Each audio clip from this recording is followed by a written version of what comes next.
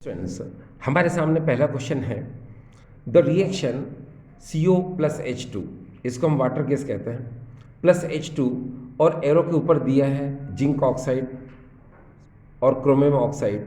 Temperature है 673 kelvin और atmospheric pressure है 300 atm। हमको बताना है यहाँ पर जो प्रोडक्ट बनेगा वो कौन है, वो कौन सा प्रोडक्ट है।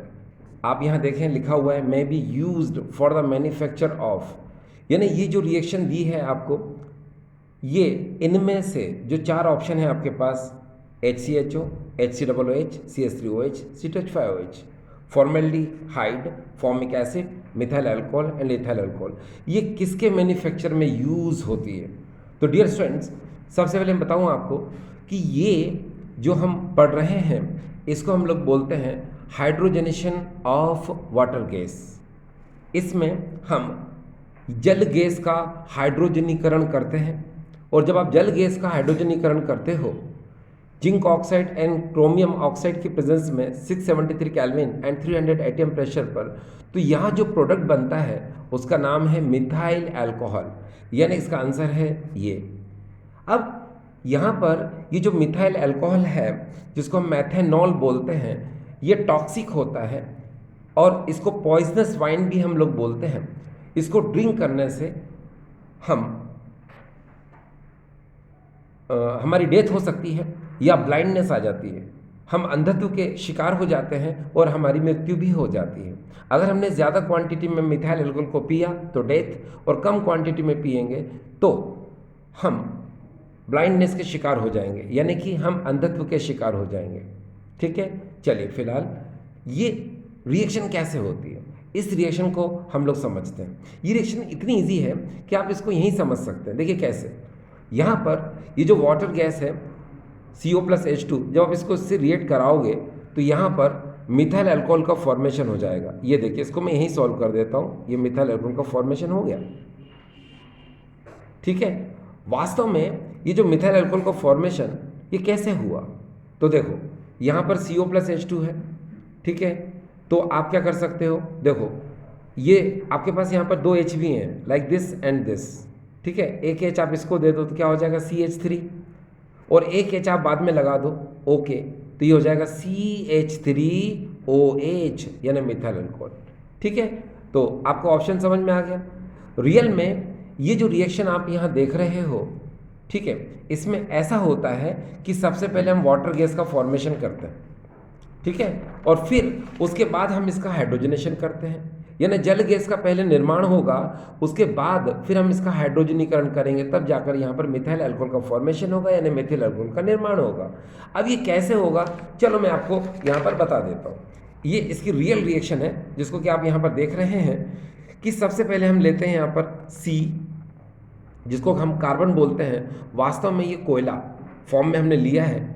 ठीक है, तो यहाँ पर जो हम C यानी लेंगे कार्बन, ये होगा red hot coke, COKE, red hot coke. इसको हम लोग बोलते हैं रक्त तप्त कोयला, रक्त तप्त कोयला, यानी सुर्ख लाल कोयला।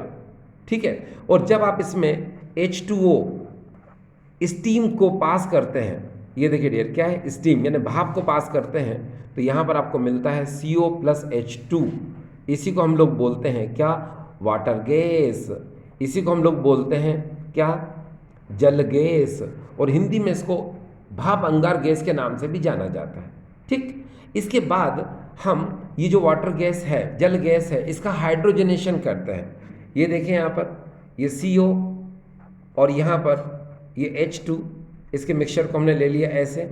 ठीक है, ये हो जाएगा यहाँ पर वाटर गैस, और यहाँ पर हम इसका हाइड्रोजनेशन कराते हैं और टेम्परेचर लेते हैं यहाँ पर 673 केल्विन और 300 atm प्रेशर। रियल में डियर स्टूडेंट्स, NCERT में जो कैटलिस्ट हमको गिवन है वो ये है ZNO एंड Cr2O3। मैं आपके नॉलेज के लिए एक बात बता दूं कि यहाँ पर कॉपर ऑक्साइड भी होता है, यानी कि CuO। ये तीनों जो मेटलिक ऑक्साइड हैं, जो तीनों धात्विक ऑक्साइड हैं, इनकी प्रेजेंस लेना पड़ती है। अब NCERT में ये दो दिया है तो फिलहाल आप दो ही लिखें। हाँ, ठीक है, अब क्या होगा कि आप इसका हाइड्रोजनेशन करा दें, हाइड्रोजनीकरण करा दें, जैसे मैंने आपको ऊपर बताया। कैसे? ये देखिए H आपके पास 2 है, एक H आप इसको दे दो तो CH3 हो जाएगा। और ये H आप O के बाद लगा दो तो क्या हो जाएगा यहाँ पर? यहाँ हो जाएगा CH3। देखो CH3OH, ये CH3OH का फॉर्मेशन हो गया। ठीक डियर स्टूडेंट्स? यस। इसके बाद हम अगले क्वेश्चन की तरफ चलते हैं। अगला क्वेश्चन हमारे पास कुछ इस तरह से है।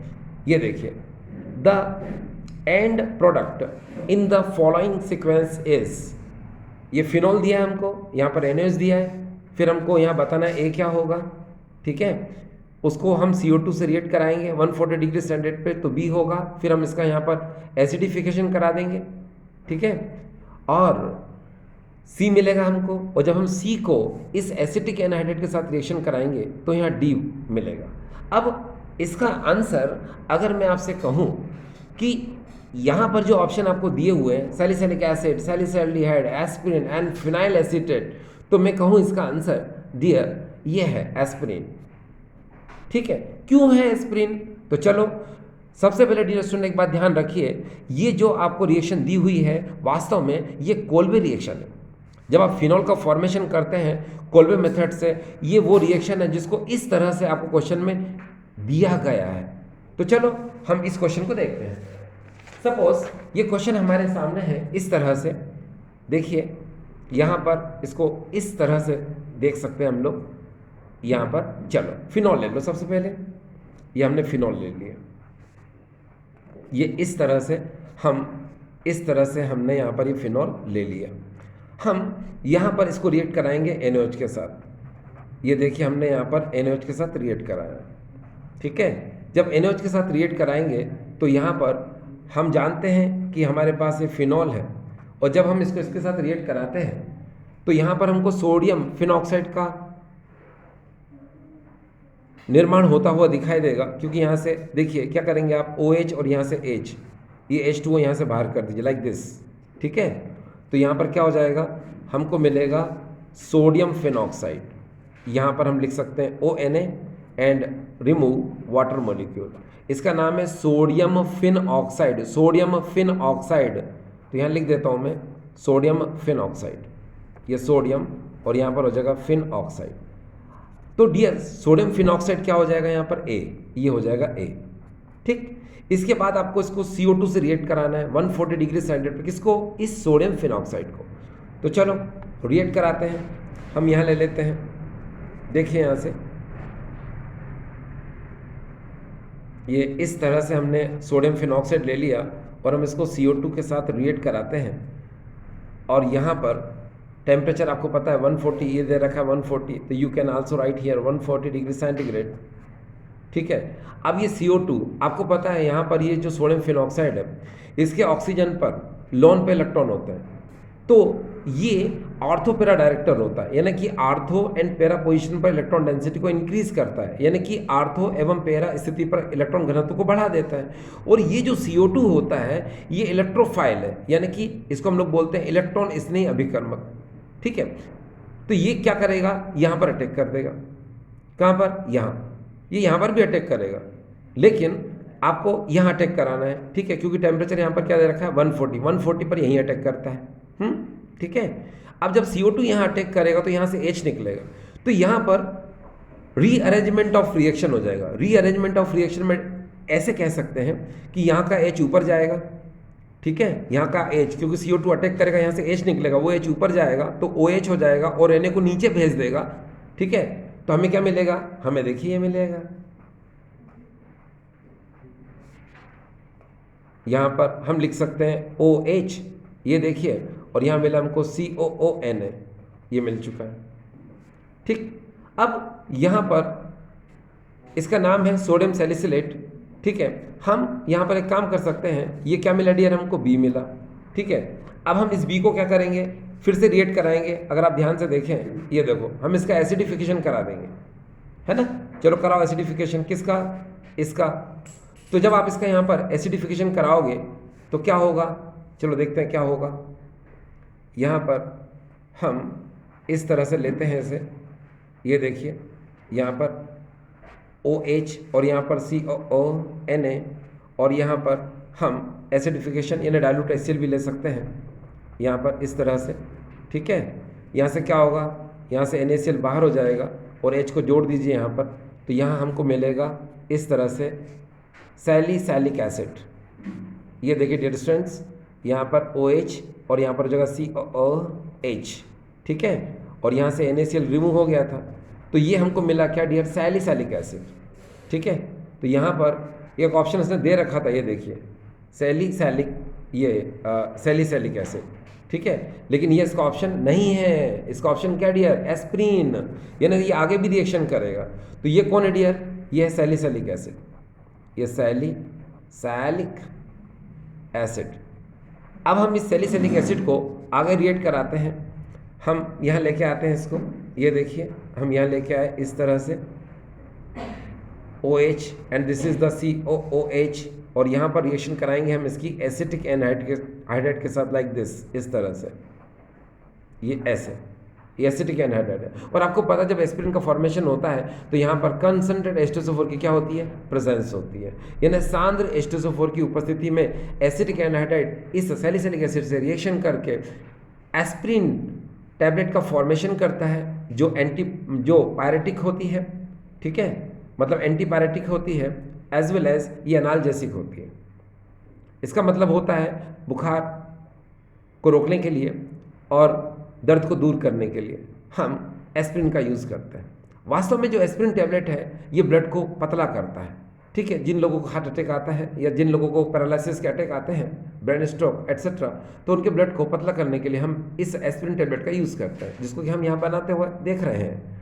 ये देखिए यहाँ पर है ये कंस H2SO4, जिसको कि हम कंसंट्रेटेड H2SO4 कहते हैं। अब देखिए इसमें CH3CO ये जो होता है ये पॉजिटिव, और इतना फंक्शन जो होता है डियर ये क्या होता है, ये नेगेटिव होता है।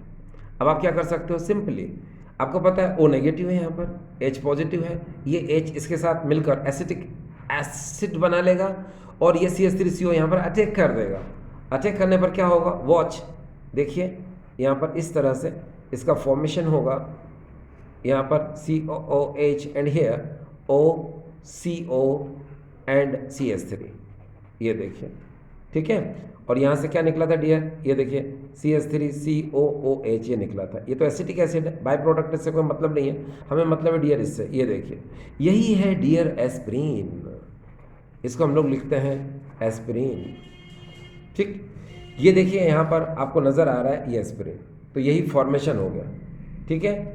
अब हो सकता है वो आपसे यहाँ पर IUPAC नेम पूछ ले, तो याद रखिए 2 एसीटो ऑक्सी बेंजोइक एसिड, ये इसका IUPAC नाम हो जाएगा। क्या होगा, 2 एसीटो ऑक्सी बेंजोइक एसिड, ये इसका IUPAC नाम हो जाएगा, ठीक डियर स्टूडेंट्स। चलिए हम अगले क्वेश्चन की तरफ जा रहे हैं, और क्वेश्चन जो होता है ये काफ़ी इंटरेस्टिंग क्वेश्चन है, जिसको कि आप यहाँ पर देख सकते हैं। ये देखिए इस क्वेश्चन को अगर आप यहाँ देखें तो हमको बताना है इस क्वेश्चन में the correct acidic order of the following is, ये है हमारे पास, ये है हमारे पास, और ये है हमारे पास।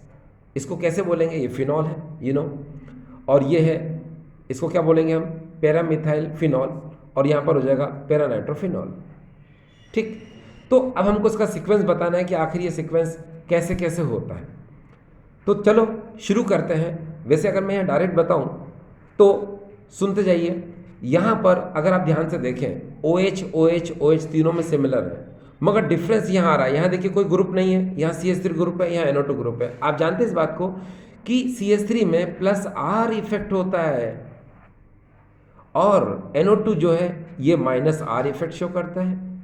+R इफेक्ट का मतलब होता है ये आर्थो एंड पैरा पोजिशन पर इलेक्ट्रॉन डेंसिटी को बढ़ा देता है, और ये क्या कर देता है, ये कम कर देता है, क्योंकि अपनी तरफ इलेक्ट्रॉन को खींचता है और ये इलेक्ट्रॉन को रिलीज करता है।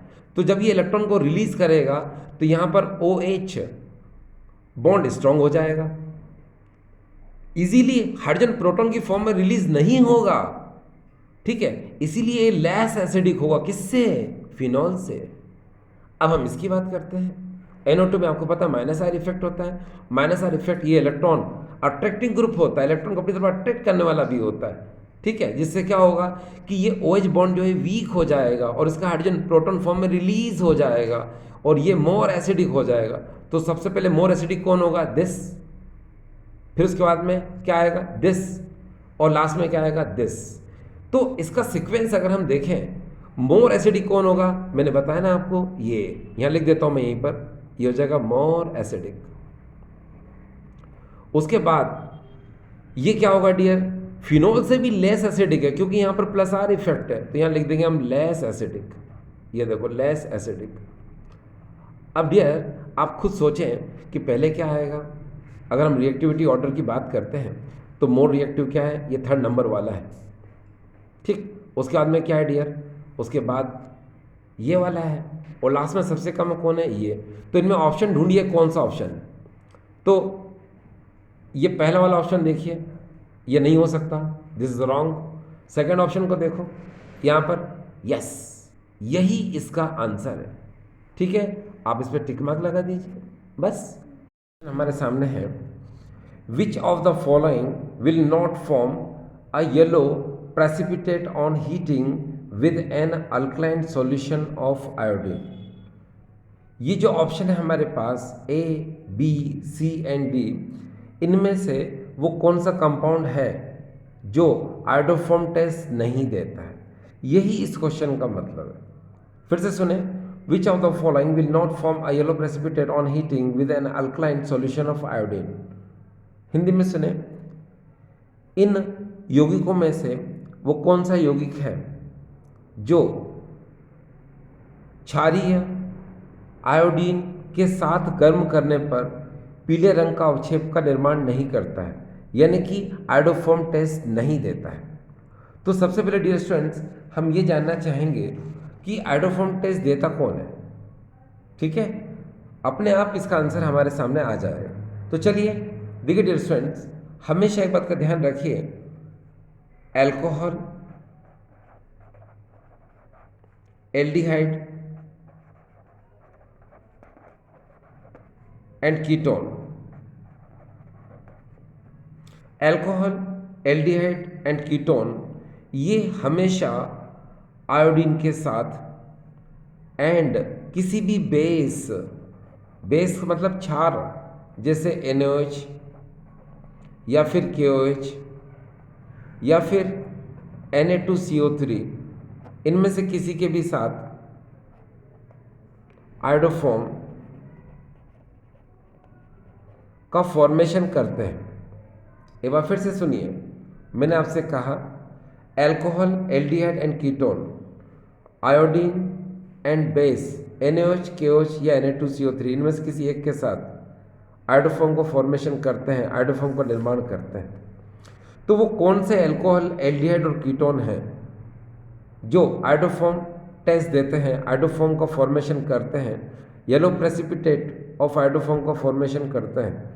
तो डियर स्टूडेंट्स याद रखिए, ऐसे एल्कोहल, एल्डिहाइड और कीटोन जिनमें भी ये CH3CO ग्रुप होगा, ये देख लें आप, जिसमें भी ये CH3CO ग्रुप होगा वो आयोडोफॉर्म टेस्ट देगा, वो आयोडोफॉर्म परीक्षण देगा, ठीक।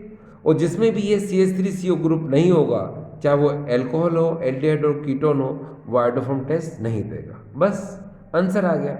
अब देखिए इसमें क्या है, हमारे पास जो ऑप्शन है यहाँ पर एक ये है, एक ये है, एक ये है और एक ये है।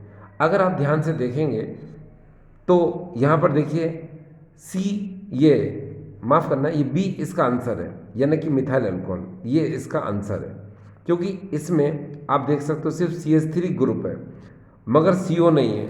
और अपन को पता है कि आयोडोफॉर्म टेस्ट के लिए कंडीशन क्या है, CH3CO, यानी ये CH3CO ग्रुप होना ज़रूरी है। ये CH3CO समूह होगा तो ही वो आयोडोफॉर्म परीक्षण देगा। आप देख सकते हो इसमें ये समूह नहीं है, ये ग्रुप नहीं है, ये आयोडोफॉर्म टेस्ट नहीं देगा।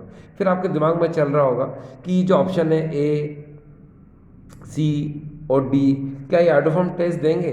तो मैं कहूँगा यस, बिल्कुल आयोडोफॉर्म टेस्ट देंगे। आप चाहो तो इनको चेक भी कर सकते हो, देखिए कैसे, क्योंकि इन सब में CH3CO ग्रुप है। आप जरा इसको लिख के देख लीजिए, कैसे लिखोगे, CH3 CH2, अभी जो CH है इसको आप कैसे लिख सकते हो, आप इस थोड़ी देर के लिए इसको ऐसे लिख लो, ठीक है ना, ऐसे लिख लिया। और यहाँ पर क्या है, ये OH है यहाँ पर, तो आप इसको यहाँ पर OH लिख सकते हो, ठीक है, नीचे लिख लो, ऊपर लिख लो, चलो OH यहाँ लिख लो, लिख लिया, और CH3 नीचे लिख दो इस तरह से। ये देखिए, क्योंकि कार्बन की 4 वैलेंसी यहाँ सेटिस्फाइड हो रही है। अब आप खुद देखें, यहाँ CH3CO ग्रुप है, ठीक है, यानी आइडोफॉर्म टेस्ट देगा। तो ये मैंने बता दिया, आइडोफॉर्म टेस्ट देगा। अब आप चाहें तो इसको चेक कर लें, ये CH3CH2OH को लिख के देख लो। चलो लिख के देखते हैं, यहाँ लिख देते हैं। ये देखिए CH3 लिखा, अब CH2 को कैसे लिख सकते हैं हम, H और OH। अब देख सकते हैं आप यहाँ पर फिर से CH3CO ग्रुप है, यानी ये भी आइडोफॉर्म टेस्ट देगा।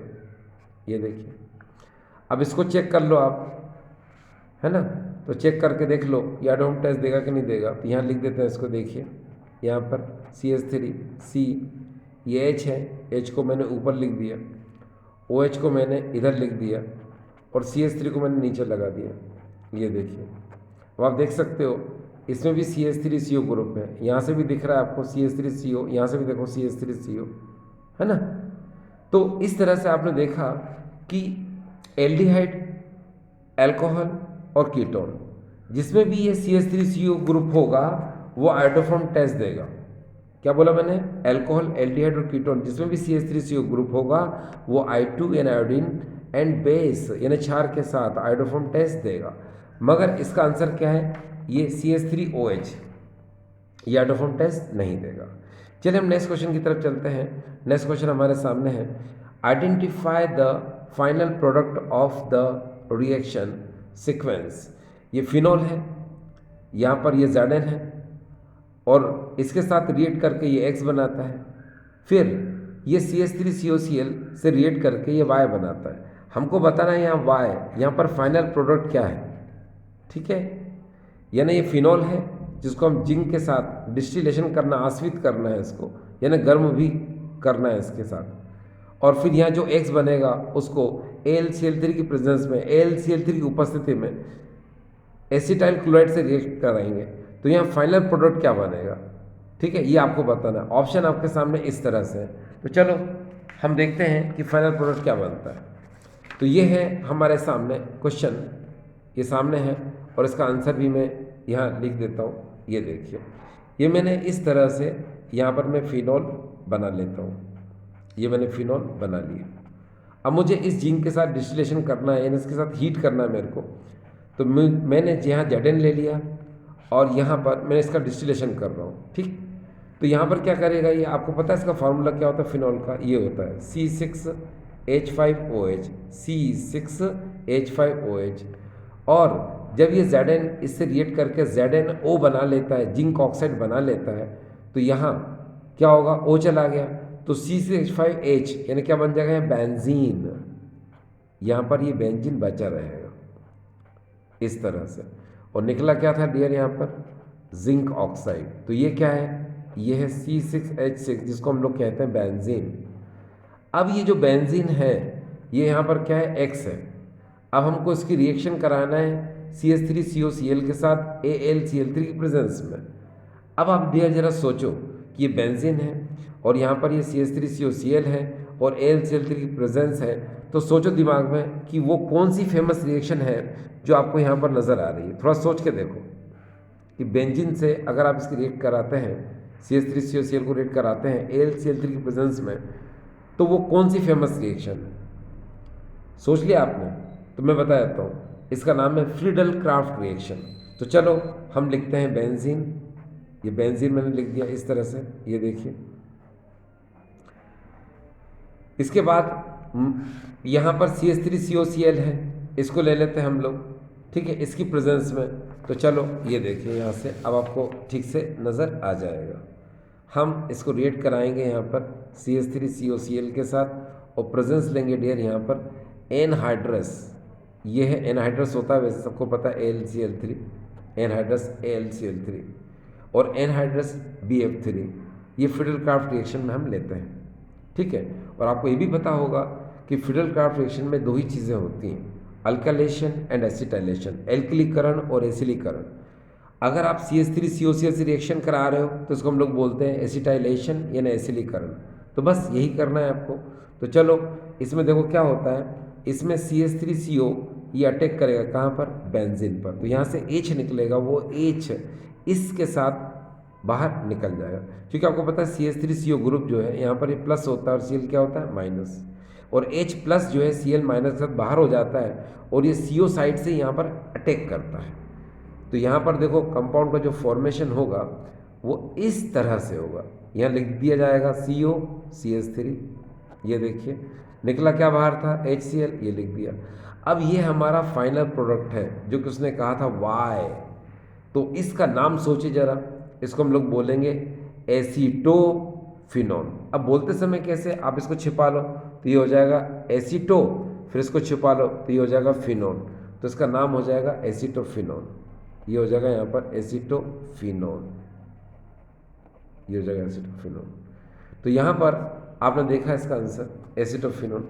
तो इस तरह से आपने देखा इस क्वेश्चन का आंसर आपको आ चुका है, ये देख रहे हैं आप, इसका आंसर क्या दिया, एसीटोफिनोन, ये इसका आंसर है।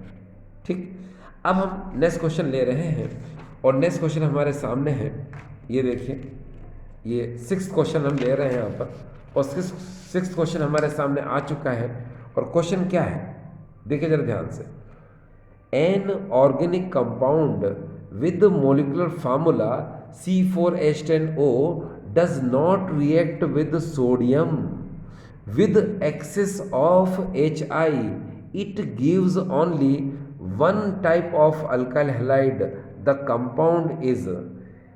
इस क्वेश्चन में क्या बोला गया है, इस क्वेश्चन में बोला गया है कि ये जो ऑप्शन है इनमें से हमें बताना है क्या, कि वो कौन सा कंपाउंड है जिसका मोलिकुलर फार्मूला C4H10 है, जो सोडियम से रिएक्शन नहीं करेगा लेकिन HI की एक्सेस में वो सिमिलर टाइप, एक ही टाइप के अल्काइल हैलाइड का फॉर्मेशन करेगा।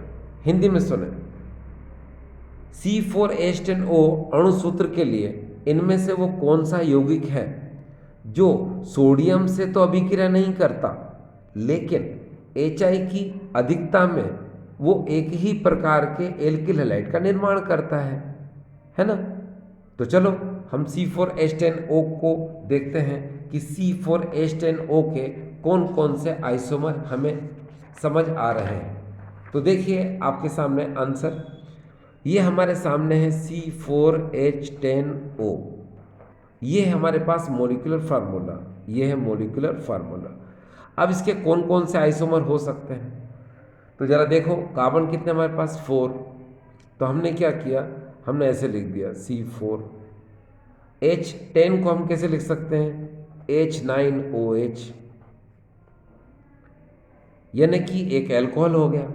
दूसरा क्या हो सकता है, कार्बन 4 है तो हम C2H5O, C2H5 ऐसे भी लिख सकते हैं। तो यहाँ पर आपने देखा कि यहाँ हमें एक तो अल्कोहल मिला, एक हमको यहाँ पर ईथर मिला। इस मॉलिक्यूलर फार्मूले के लिए 2 आइसोमर पॉसिबल है, एक अल्कोहल है और एक ईथर है। अब उसने क्या कहा था उस पर ज़रा ध्यान दीजिए, an organic compound with molecular formula C4H10O does not react with sodium, यानी जो सोडियम से रिएक्शन नहीं करता है। तो आप खुद सोचो, ये अल्कोहल तो हो नहीं सकता, क्यों, क्योंकि ये जो अल्कोहल है ये तो सोडियम से रिएक्शन कर लेता है, ठीक है, तो अल्कोहल नहीं हो सकता, तो होगा तो क्या होगा, ईथर होगा, ये इसका आंसर है। लेकिन अब आगे जो क्वेश्चन में कहा है उसको हम और देख लेते हैं, तो बिल्कुल फिक्स हो जाएगा कि यही इसका आंसर है। अब उन्होंने क्या बोला, उन्होंने कहा कि जो सोडियम से रिएक्शन नहीं करता लेकिन HI की एक्सेस में सिमिलर टाइप के क्या करता है, अल्काइल हैलाइड बनाता है, जो सोडियम से अभिक्रिया नहीं करता लेकिन HI की अधिकता में एक ही प्रकार के एल्किल हैलाइड का निर्माण करता है। तो चलो हम C2H5O C2H5 को रिएक्ट करा के देखते हैं HI के साथ। तो हमने क्या किया, ये देखो C2H5O और यहाँ पर C2H5 हमने ले लिया और हम इसकी HI से रिएक्शन करा रहे हैं। आपको पता है इसकी रिएक्शन 373 केल्विन पर होती है और ये जो होता है कंसनट्रेट होता है HI। दूसरी बात, अगर मैं इस तरह से लिखूंगा डियर, तो याद रखना इसको हम HI की एक्सेस नहीं कहेंगे, ठीक है। HI की एक्सेस कब कहेंगे, जब हम इसके आगे 2 लगा देंगे, ये 2 लगा दिया मैंने, अब ये हो गया एक्सेस, यानी HI की अधिकता हो गई। अब मैं इसको कैसे लिख सकता हूँ, थोड़ा सोचो। 2H है और 2I है, तो मैं इसको कैसे लिख सकता हूँ, ये 2H और यहाँ पर ये 2I, तो यहाँ से क्या होगा, H2O का फॉर्मेशन हो जाएगा। अब 2I है, एक I इसको दे दो, एक I इसको दे दो, तो ये देखो 2C2H5I और यहाँ पर H2O का फॉर्मेशन हो गया। इसलिए अब ये बिल्कुल क्लियर हो गया कि यही है इसका आंसर। अब देखते हैं ये कहाँ ऑप्शन में है। ये देखिए डियर, इसका आंसर क्या आएगा, ए, ये आंसर आ गया। ठीक, चलिए हम अगले क्वेश्चन की तरफ जा रहे हैं डियर स्टूडेंट्स। अगला क्वेश्चन हमारा है 7th नंबर। ये a compound X with the molecular formula C3H8O can be oxidised to another compound Y whose molecular formula C3H6O2 the compound X में भी। हिंदी में सुने, इन्होंने कहा एक यौगिक X जिसका अणुसूत्र C3H8O है, वो ऑक्सीकृत होकर Y बनाता है और उसका अणुसूत्र ये है, तो बताओ इनमें से X कौन है। तो चलो बता देते हैं फ्रेंड्स। सबसे पहले हम यहाँ पर C3H8O को कैसे लिख सकते हैं, तो हम पहले C, फिर यहाँ C और C, ये 3 कार्बन हमने लिंक कर दिए, मतलब 3 कार्बन लिंक इस तरह से हमने कर दिए। अब क्या कर सकते हैं हम, अब इस तरह हम यहाँ पर हमें एक चीज़ का पता है कि कार्बन तो 3 हो चुके हैं, मगर हमारे सामने क्या है कि हाइड्रोजन 8 है और एक ऑक्सीजन भी है। तो हम यहाँ पर क्या करेंगे वो देखिए आप। तो हम यहाँ पर कार्बन की वैलेंसी आपको पता है 4 होती, तो एक यहाँ सेटिस्फाइड है, तो 3 हाइड्रोजन हम और इसमें जोड़ सकते हैं। अब 1 2 यहाँ पर 2 जोड़ सकते हैं। फिर से देखिए यहाँ पर एक ही वैलेंसी सेटिस्फाइड है इसकी, यानी कार्बन के साथ अभी हम 3 वैलेंसी और सेटिस्फाइड कर सकते हैं। तो पहले हम हाइड्रोजन काउंट करें, 3 और 2 कितने हो गए, 5। हमारे पास 8 होना चाहिए, तो हम क्या कर सकते हैं, हम यहाँ पर 2 हाइड्रोजन 1 ऊपर और 1 नीचे लगा दें, तो भी इसकी एक वैलेंसी बच जाएगी, है ना। तो फिर हम यहाँ पर आगे OH जोड़ सकते हैं। इसका मतलब क्या हुआ, हम यहाँ पर CH2OH को लिंक कर सकते हैं। ये देखिए, अब आप कार्बन देखिए कितने हो गए, 3। हाइड्रोजन कितने हो गए, 3 और 2 5 और 2 7 और 1 8 और ऑक्सीजन 1, यानी ये हो गया। अब उन्होंने आगे क्वेश्चन में क्या कहा वो देख लें आप। क्वेश्चन में कहा can be oxidise to another compound Y whose molecular formula C3H6O2, यानी यहाँ पर O2 की बात कर रहा है। तो आप जरा देखें कि यहाँ पर अगर हम इसको ऑक्सीडाइज करते हैं, तो आपको यहाँ पर एक बात समझ में आनी चाहिए कि जब हम ऑक्सीडेशन करते हैं और अगर सामने वाले कंपाउंड में से वाटर मोलिक्यूल निकलता है तो उसको निकाल देना चाहिए। अगर हम यहाँ से H2O को निकालेंगे, H2O को अगर हम निकालेंगे तो यहाँ एल्डिहाइड बनेगा, तो उसमें एक ही ऑक्सीजन होगा। इसका मतलब ये जो कंपाउंड है ये 2 बार ऑक्सीडाइज होगा। जब ये 2 बार ऑक्सीडाइज होगा तो हम यहाँ पर क्या लिख लेते हैं, 2 लिख लेते हैं। 2 लिखने से क्या होगा कि पहले ये एल्डिहाइड बनाएगा, बाद में क्या बनाएगा, कार्बोक्सिलिक एसिड बनाएगा। ठीक है, अब कैसे बनाएगा वो बता देता हूँ मैं आपको कि यहाँ पर जैसे ये CH3CH2CH2OH है, आप इसका 1 टाइम आप यहाँ पर इसका ऑक्सीडेशन कर दो, ये तो करके बता रहा हूँ। तो यहाँ से आप H2 निकाल दो, ये निकाल दिया तो क्या बन जाएगा यहाँ पर, ये देखिए CH3 और यहाँ पर हो जाएगा ये CH2 और फिर यहाँ पर हो जाएगा ये CHO, ये बन गया। और आपने निकाला क्या था H2O, तो यहाँ प्लस H2O कर दो, ये कर दिया। अब एक बार फिर से इसका ऑक्सीडेशन कर दो, किसका, इसका, ये हमने फिर से ऑक्सीडेशन कर दिया, इसका कर दो तो क्या हो जाएगा, ये देखिए CH3 CH2 और COOH, ये कर दिया। ठीक है, अब आप कार्बन काउंट करो कितने हो गए, 3। हाइड्रोजन काउंट करो 3 और 2 5 और 1 6। ऑक्सीजन काउंट करो O2, ये देखो ये मैच कर रहा है इससे C3H6O2 से। तो यहाँ पर 2 बार ऑक्सीडेशन होगा और वही मैं डायरेक्ट कर रहा हूँ कि सपोज़ ये हमारे पास है, ठीक है, हम इसका डायरेक्ट ऑक्सीडेशन अगर कर देते हैं और आपको यहाँ से वाटर मॉलिक्यूल आपको निकालना है ना, तो ये कंपाउंड कार्बोक्सिलिक, ये माफ़ करना, ये कार्बोक्सिलिक एसिड का फॉर्मेशन हो जाएगा। सही है ये, तो कैसे, ये देखिए CH3 और फिर यहाँ पर हो जाएगा CH2 और यहाँ पर हो जाएगा COOH, ये देखिए है तो यही जो मैंने बताया था। कार्बन काउंट करो कितना, 3। हाइड्रोजन काउंट करो कितना हो गया, 6 और O2। तो ये क्वेश्चन हमारा हो गया। ठीक है, अब हम नेक्स्ट क्वेश्चन पर जा रहे हैं डियर। क्वेश्चन नंबर 8 है हमारा। क्वेश्चन ये थोड़ा सा समझने वाला क्वेश्चन है, इस पर आप जरूर ध्यान दें। देखो क्वेश्चन क्या है, the COH bond in alcohols slightly less than the tetrahedral angle whereas the COC bond angle in ether is slightly greater because. आपको ये ऑप्शन बताना है। तो भाई ऑप्शन तो हम बाद में देखेंगे, पहले इस क्वेश्चन को समझ लेते हैं। पहले हिंदी में सुने। हिंदी में ये है कि अल्कोहल में जो बंद कोण COH होता है वो चतुष्फलकीय कोण से थोड़ा सा छोटा होता है, थोड़ा सा कम होता है। लेकिन ईथर के अंदर जो COC बंद है उसका कोण चतुष्फलकीय कोण से क्या होता है, थोड़ा बड़ा होता है। यानी अल्कोहल में चतुष्फलकी से छोटा होगा और ईथर में चतुष्फलकी से बड़ा होगा। तो क्यों, उसका क्या कारण है? तो ये हमारे पास ऑप्शन उन्होंने दिए हैं, आंसर उन्होंने हमें दिए हैं। तो देखिए डियर स्टूडेंट्स, इसके आंसर को समझने के लिए हम एक काम करते हैं। इसके आंसर को समझने के लिए अब आपके सामने पहले मैं ना अल्कोहल और ईथर को थोड़ा सा ड्रॉ करूं। देखो डियर, अल्कोहल के बारे में आप जानते हैं यहाँ पर कि हम अल्कोहल को कैसे लिख सकते हैं, ROH ऐसे लिख सकते हैं। ईथर को कैसे लिख सकते हैं हम, ROR ऐसे लिख सकते हैं। अब अगर आप देखें यहाँ ऑक्सीजन के पास भी 2 लोन पेयर हैं और ईथर में जो ऑक्सीजन इसके पास भी 2 लोन पेयर हैं। इसमें अगर आप हाइब्रिडेशन निकालोगे ऑक्सीजन का तो वो आएगा sp3, ये sp3 आएगा। इसमें भी हाइब्रिडेशन निकालोगे तो आएगा sp3। क्यों?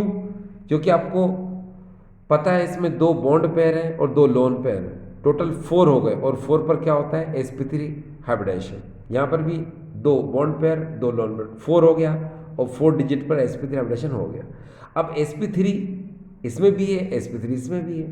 और आपको पता है sp3 में ज्योमेट्री जो होती है वो टेट्राहेड्रल होती है, यानी कि चतुष्फलकीय। ये टेट्राहेड्रल ज्योमेट्री इसकी है। इसमें भी sp3 में भी हम बोल सकते हैं कि इसमें टेट्राहेड्रल इसकी ज्योमेट्री है। वास्तव में मैं बोल जरूर रहा हूँ कि टेट्राहेड्रल ज्योमेट्री है, टेट्राहेड्रल ज्योमेट्री है, लेकिन रियल में टेट्राहेड्रल ज्योमेट्री इसकी होनी चाहिए मगर है नहीं। क्यों? क्योंकि आपको पता है वेस्पर थ्योरी के according valence shell electron pair of repulsion, संयोजकता कोश के एकांकी इलेक्ट्रॉन युग्म द्वारा या संयोजकता कोश के लोन पेयर इलेक्ट्रॉन द्वारा जो प्रतिकर्षण होता है, जिसकी वजह से बंद कोण और आकृति में परिवर्तन आ जाता है, उसी को हम लोग बोलते हैं क्या, वेस्पर थ्योरी। तो डियर स्टूडेंट्स, यहाँ पर वही चीज़ हमें समझना है। दो कैसे, अगर आप यहाँ देखें जरा ध्यान से इस अल्कोहल के अंदर, तो यहाँ एक रेडिकल है मगर यहाँ पर हाइड्रोजन है। ईथर में देखें कि दोनों तरफ रेडिकल है, ठीक है। तो यही इसका आंसर छुपा हुआ है। कैसे आंसर छुपा हुआ है वो मैं बता देता हूँ। देखो, अगर हम यहाँ इसको थोड़े से अलग तरह से इसको ड्रॉ करें, कैसे, ये देखिए ऐसे, जैसे मैं अल्कोहल को ऐसे बना दूँ थोड़ी देर के लिए R, और मैं O ऐसे कर दूँ और H को मैं ऐसे कर दूँ, ये आपके लिए कर रहा हूँ मैं। ईथर को भी मैं ऐसे ही करता हूँ, R ये O और R ये मैंने ऐसे कर दिया। अब लोन पेयर को हम ऐसे लिख देते हैं, इधर भी मैंने लिख दिया। अब आप खुद देखें कि अल्कोहल में क्या होता है। अल्कोहल में ये जो लोन पेयर होते हैं, इनके बीच में रिपल्शन ज़्यादा होता है, ठीक है। और यहाँ पर ये जो बॉन्ड पेयर इनके बीच में रिपल्शन क्या होता है, कम होता है, ठीक है। तो कहने का मतलब ये है कि लोन पेयर इसके जो लोन पेयर हैं उनमें रिपल्शन क्या होता है, ज़्यादा होता है। और बॉन्ड पेयर ये जो बॉन्ड पेयर है, इनमें रिपल्शन क्या होता है, कम होता है, ठीक है। जिसकी वजह से क्या होता है कि इसका वाइटल रोल होता है, इसका महत्वपूर्ण योगदान होता है, जिसकी वजह से ये लोन पेयर जब धक्का मारेंगे तो ये और ये थोड़े से पास आ जाएंगे, हल्का सा क्या आ जाएंगे, पास आ जाएंगे। अब आप खुद सोचो, यहाँ से इसको आप धक्का मारो, लोन पेयर इसको इधर से धक्का मारेगा, ये लोन पेयर इधर से इसको धक्का मारेगा, ये दोनों थोड़े से पास आ जाएंगे। तो 109 डिग्री 28 मिनट के कंपैरिजन में अब इनका बॉन्ड एंगल जो रहेगा वो रहेगा 108.9 डिग्री, 108.9 डिग्री। यानी क्या हो गया, ये 109 डिग्री 28 मिनट से क्या हो गया डियर, ये कम हो गया। ठीक, अब इस केस में क्या होता है कि इस केस में थोड़ा सा याद रखें, ये लोन पेयर इसमें भी है, ये लिख देता हूं मैं लोन पेयर। ठीक, इसमें भी बॉन्ड पेयर है, ये बात भी सच है। मगर होता ये है कि यहाँ पर ये जो दो रेडिकल हैं ये बल्की ग्रुप होते हैं, यानी भारी समूह होते हैं, तो इनका आपस में क्या होता है, रिपल्शन क्या होता है, ज़्यादा होता है। ठीक है, इनका रिपल्शन आपस में क्या होता है, ज़्यादा होता है, और इनका आर और एच का रिपल्शन आपस में क्या था, कम था। ठीक है, तो यहाँ पर लोन पेयर क्या ज़्यादा, उसका वाइटल रोल था, है ना, इसीलिए ये दोनों क्या होते हैं, थोड़े से पास में आ जाते हैं। यहाँ लेकिन उल्टा होता है, यहाँ पर क्या कि लोन पेयर के कंपैरिजन में ये जो आर जो बल्की ग्रुप है, इनके बीच में इंटरेक्शन रिएक्शन, इनके बीच में जो रिपल्शन इंटरेक्शन है वो ज़्यादा होता है, इनके बीच में जो अन्योन प्रतिकर्षण है वो ज़्यादा होता है इस आर और इस आर के बीच में।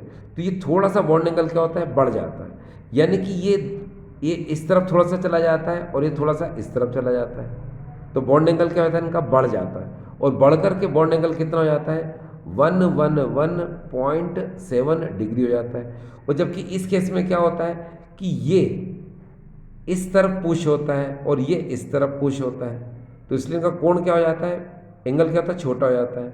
और इधर क्या होता है कि यहाँ पर ये आर जब एक दूसरे को रिपेल करते हैं, एक दूसरे को प्रतिकर्षित करते हैं, तो ये खिंच जाता है, ये वाली लाइन इधर चली जाती है, ये लाइन थोड़ी सी इधर चली जाती है, इसलिए इसका बंद कोण जो बॉन्ड एंगल होता है थोड़ा सा बढ़ जाता है। ठीक है ना।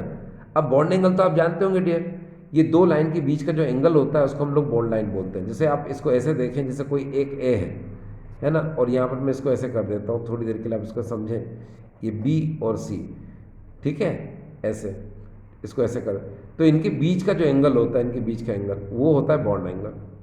ठीक है ना। अब आप खुद सोचो कि अगर बी को मैं थोड़ा सा यहाँ ले आऊँ, ये मैं यहाँ ले आया, तो बॉन्ड एंगल क्या हो गया, कम हो गया, और बी को थोड़ा सा मैं और यहाँ ले आऊँ तो बॉन्ड एंगल क्या हो गया, कम हो गया। और अगर मान लो बी शुरू में यहाँ था, उस बी को अगर मैं यहाँ ले आऊँ तो नेचुरली बॉन्ड एंगल क्या हो जाएगा, ये बढ़ जाएगा। अब आ गया समझ में आपको, यस। तो यहाँ ये क्वेश्चन आपको समझ में आ रहा होगा। अब इसका आंसर देखते हैं हम, इसका आंसर क्या होता है। आंसर देखिए, आंसर हम चारों आंसर एक बार पढ़ेंगे ऑप्शन के तौर पे। देखो, ए में है repulsion between the two bulky R group, दूसरा है oxygen atom in both alcohol and ether is sp3, तीसरा है lone pair repulsion is greater than the bond pair repulsion. No, इसका आंसर है dear A, repulsion between the two bulky group. Ether में जो bond angle बढ़ने का reason है किससे, अल्कोहल से, वो ये कि ईथर में जो दो आर ग्रुप होते हैं, जो बल्कि ग्रुप होते हैं, उनके बीच में इंटरेक्शन यानी रिपल्शन इंटरेक्शन जो होता है, यानी प्रतिकर्षण जो होता है वो ज़्यादा होता है, इसलिए बंद कोण यानी बॉन्ड एंगल क्या होता है, बढ़ जाता है। ठीक है स्टूडेंट्स, हमारे सामने 9th क्वेश्चन है।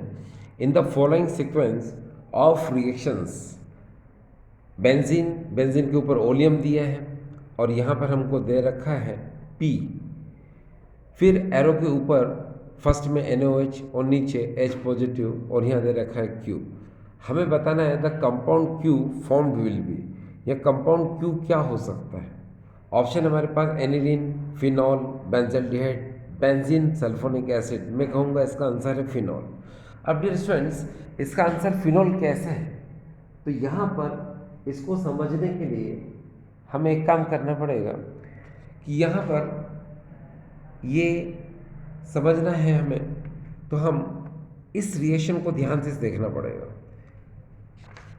अब देखिए, इसको हम समझते हैं, इस रिएक्शन को सबसे पहले हम ले लेते हैं यहाँ पर बेंजीन, ये देखिए, और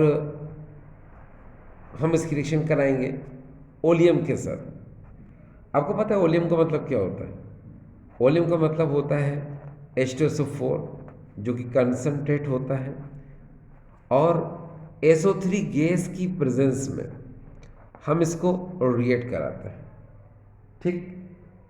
तो यहाँ पर H2SO4 कंसनट्रेट SO3 गैस के साथ होता है, तो इसको हम भी कहते हैं ओलियम। इसी को हम लोग बोलते हैं फ्यूमिंग सल्फ्यूरिक एसिड, ठीक। अब यहाँ पर जब H2SO4 है तो इसको देखो ब्रेक कैसे करते हैं।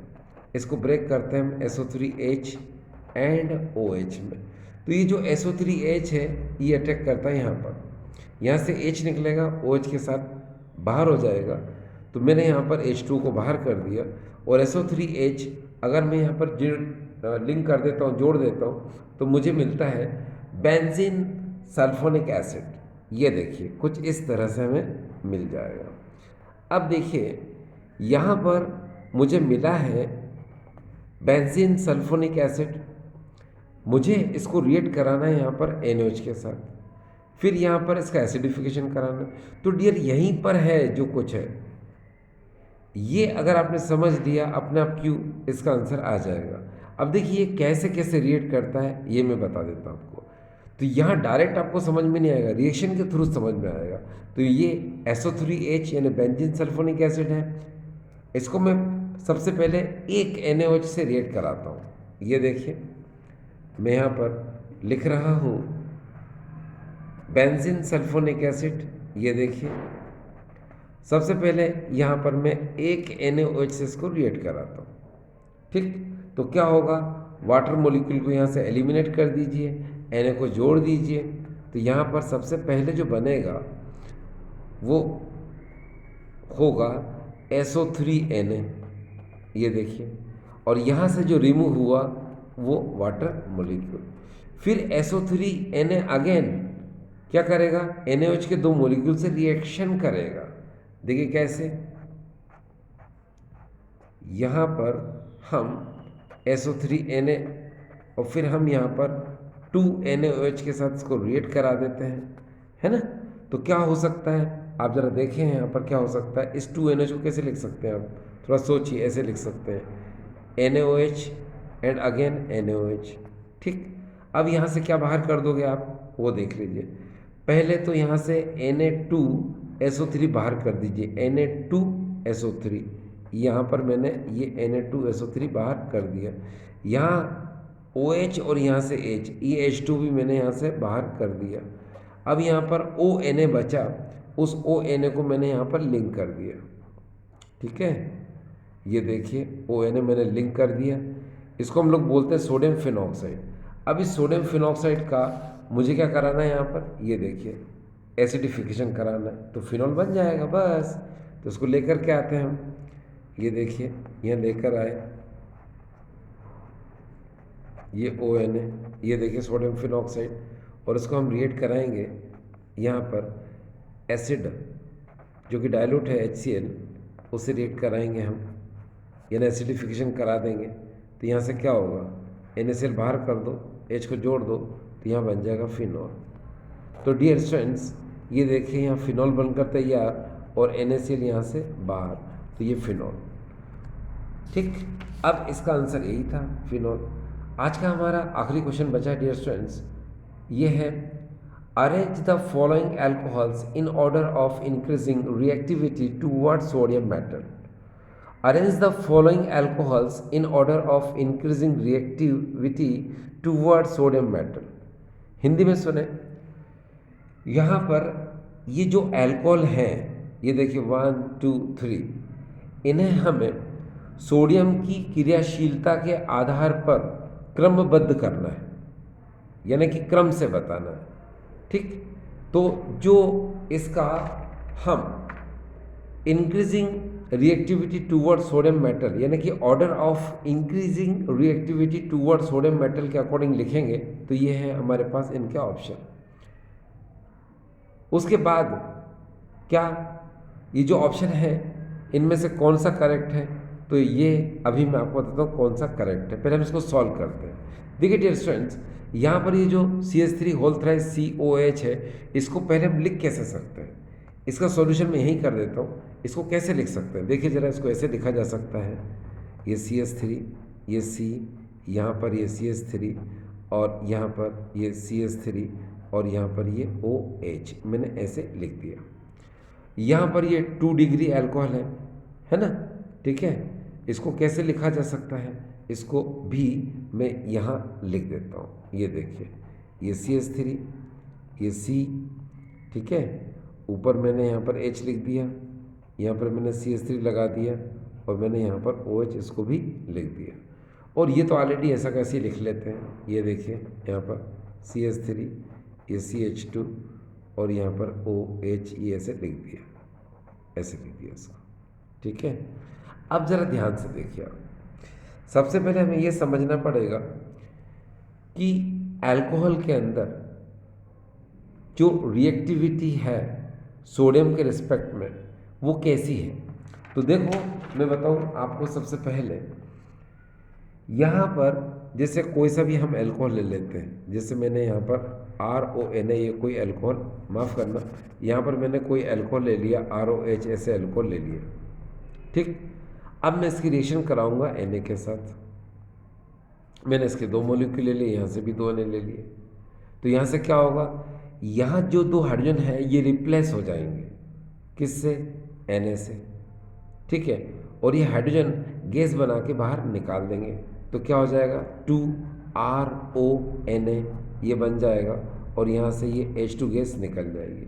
अब देखिए यहाँ पर ये जो हाइड्रोजन गैस निकल रही है, ये हाइड्रोजन का यहाँ से निकलना हो रहा है, वो ये बताता है कि इस अल्कोहल में एसिडिक नेचर है, ठीक है। यानी कि सोडियम के साथ रिएक्टिविटी जो हमने अभी दिखाई वो ये बताने की कोशिश करती है कि इस अल्कोहल में एसिडिक नेचर होता है, ठीक है। तो बस वही हमें बताना है। तो हम क्या करेंगे, एक काम कर सकते हैं, देखिए आपको यहाँ पर एक बात को समझना पड़ेगा कि इस अल्कोहल के अंदर आप यहाँ पर ये देखिए, आप ये मत देखिए ये 3 डिग्री है, 2 डिग्री है या 1 डिग्री है। अभी आप ये देखिए कि यहाँ OH को सिर्फ और सिर्फ OH को देखें आप। आपको पता है OH में ऑक्सीजन जो है मोर इलेक्ट्रोनेगेटिव होता है, ठीक। तो O और H के बीच में जो शेयर्ड पे इलेक्ट्रॉन होते हैं उसको ये अपनी तरफ पुल करता है, अपनी तरफ खींच लेता है, जिसकी वजह से H पर प्लस और O पर माइनस साइन आ जाता है और ये पोलरिटी यानी कि ध्रुवीय नेचर शो करता है, जिसकी वजह से ये H इसका प्रोटॉन बनकर बाहर निकल जाता है और अल्कोहल एसिडिक नेचर यानी कि अम्लीय प्रकृति दर्शाता है।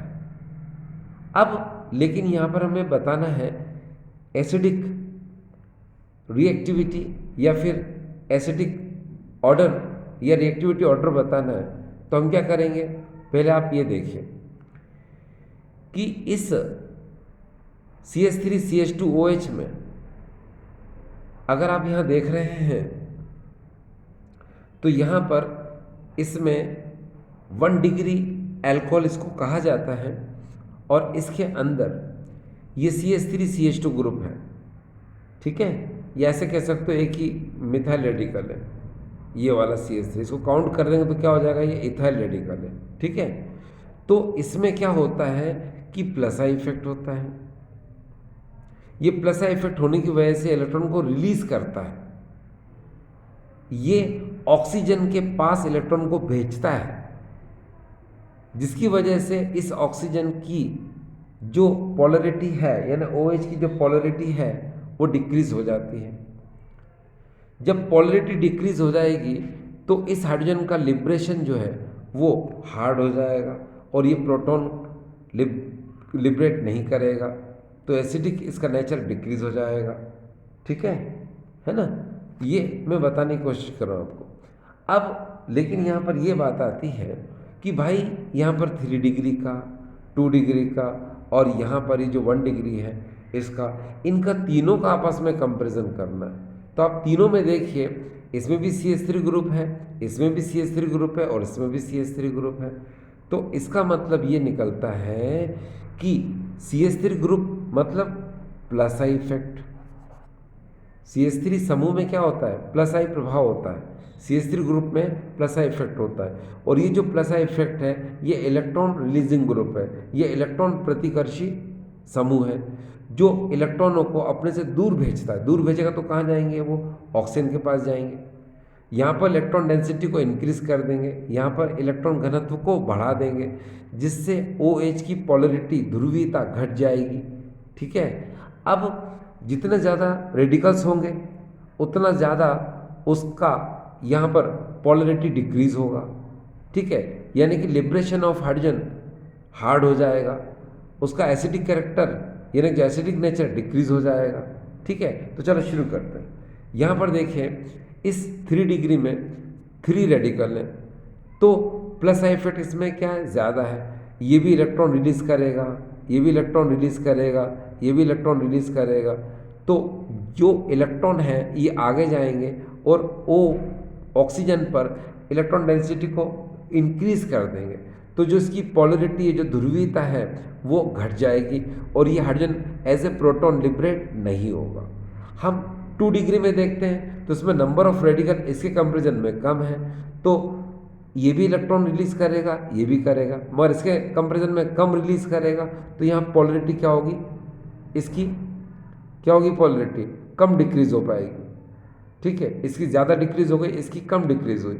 ठीक है, तो इसका जो प्रोटॉन है हाइड्रोजन जो है प्रोटॉन के फॉर्म में, इसके कंपेरिजन में इजीली यहाँ से बाहर हो जाएगा। और अगर हम यहाँ देखें तो यहाँ पर तो एक ही रेडिकल है ना, इसको मिला दें तो इथाइल रेडिकल हो जाएगा, ऐसे 1 डिग्री अल्कोहल है ये। तो यहाँ पर इसके कंपेरिजन में प्लस आई इफेक्ट क्या है, कम है, तो ये इलेक्ट्रॉन डेंसिटी यहाँ पर ऑक्सीजन पर कम इंक्रीज हो पाएगी, और यहाँ पर इलेक्ट्रॉन डेंसिटी जब कम इंक्रीज हो पाएगी तो इसकी पोलरिटी जो है कम डिस्टर्ब होगी, यानी कम डिक्रीज होगी। यानी सबसे ज़्यादा पोलरिटी कहाँ रहेगी, यहाँ पर, उससे कम कहाँ रहेगी, यहाँ पर, सबसे कम कहाँ रहेगी, यहाँ पर। ठीक है, तो इसीलिए प्रोटॉन सबसे जल्दी कौन निकालेगा, ये, फिर उसका कौन, ये, और सबसे बाद में कौन, ये। तो ऑर्डर क्या होना चाहिए, ऑर्डर होना चाहिए पहले 3, फिर 2 और 1 होना चाहिए। क्या होना चाहिए, 3, 2 और 1। 3 का सबसे कम, 2 का उससे ज़्यादा और 1 का सबसे ज़्यादा, तो इसका ऑप्शन क्या आएगा, ए, ये करेक्ट है। थोड़ा सा ये क्वेश्चन समझने की कोशिश करिए आप कि when increases the number of radical then also increases the plus I effect. plus I effect means electron releasing group. electron releasing group अगर ज़्यादा हो जाएंगे तो इस अल्कोहल में लिबरेशन ऑफ प्रोटॉन हार्ड हो जाएगा, जिसकी वजह से उसकी एसिडिक स्ट्रेंथ क्या हो जाएगी, कम हो जाएगी। ठीक है, बस यही इसका आंसर है। हिंदी में सुने, हम जानते हैं जितने ज़्यादा रेडिकल होंगे उतना ज़्यादा धनात्मक प्रेरणिक प्रभाव होगा, और धनात्मक प्रेरणिक प्रभाव जितना ज़्यादा होता है उसमें इलेक्ट्रॉनों को प्रतिकर्षित करने की क्षमता ज़्यादा होती है, जिसकी वजह से ये जो अल्कोहल है इसकी अम्लीय गुण घटता जाता है। तो यहाँ पर 3 डिग्री का एसिड नेचर कम होगा, 2 डिग्री का ज़्यादा होगा और 1 डिग्री का सबसे ज़्यादा होगा। ठीक dear students, I hope dear students आज का वीडियो आपको समझ में आया होगा। ठीक है, थैंक यू।